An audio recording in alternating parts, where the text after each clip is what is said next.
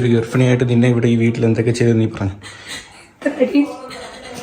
ആരുടെ കാലം കൊണ്ട് ഞാൻ തറ വീണായിട്ട്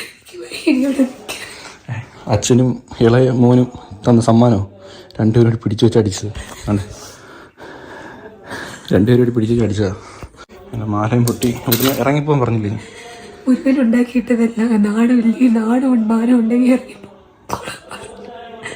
ഞാനതിനെല്ലാം പ്രശ്നം എൻ്റെ പ്ലാനിങ് ആയിരുന്നു. ഡൊമസ്റ്റിക് വയലൻസ് എന്ന് പറഞ്ഞു കഴിഞ്ഞാൽ ഇതാണ്.